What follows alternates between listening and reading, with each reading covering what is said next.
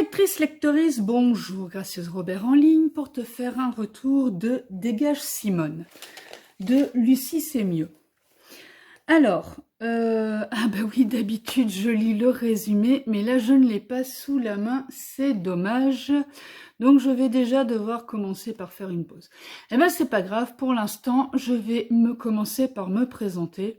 Donc, gracieuse Robert, l'autrice atypique pour te faire lire, et pas que ses livres.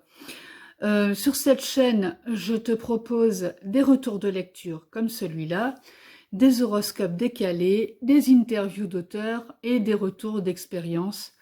On va passer aussi à la petite partie administrative. Si tu n'es pas encore abonné à la chaîne, tu peux cliquer sur s'abonner, activer la petite cloche pour avoir les nouveautés, parce qu'en général, j'essaie quand même de publier régulièrement des vidéos, notamment les retours de lecture, pour t'inciter à lire, ce qui est un de mes grands dadas, de parler de livres.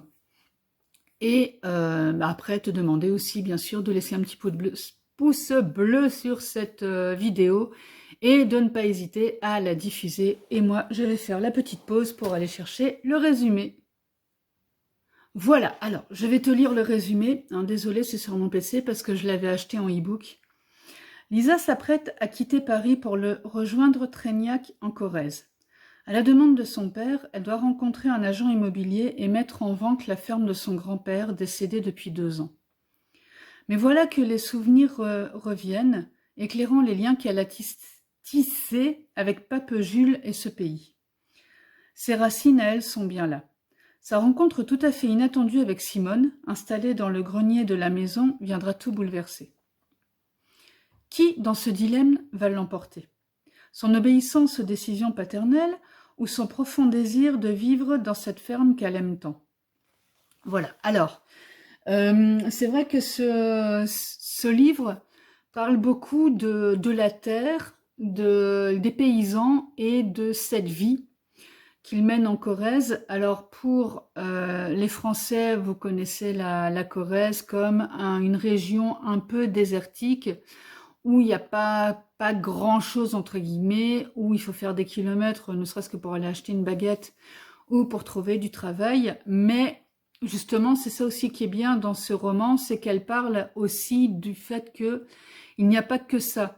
Cette région a gardé aussi une partie assez authentique et on peut très bien y vivre très heureux en ayant aussi un emploi et en pouvant profiter de la région d'une autre manière.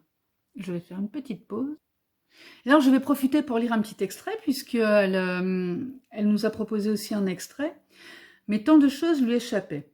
Comme elle le faisait déjà avec son père, ils partageaient tous les deux leurs petits secrets, leurs souvenirs, un langage codé et de longues conversations qui semblaient passionnantes.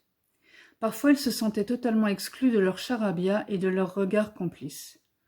Corentin réalisa que si les néons du bloc opératoire éclairaient sa vie, pendant ce temps, sa fille avait capté toute l'histoire et la lumière de ce pays.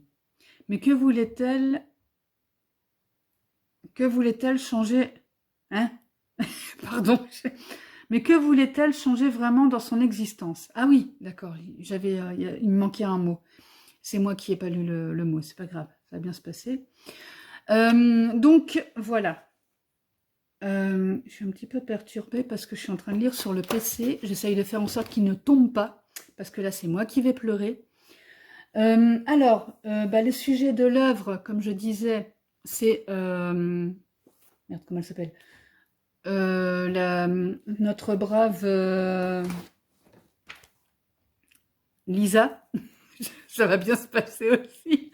Notre brave Lisa qui revient en Corrèze et qui doit vendre la maison de son grand-père, sauf qu'elle y passait toutes ses vacances d'été. Et son papa s'appelle Corentin. Donc l'extrait dont elle parle, c'est quand, l'extrait que je viens de te lire, c'est quand son père arrive dans cette maison et qu'il repense à la relation que Lisa avait tissée avec Pape Jules, son grand-père.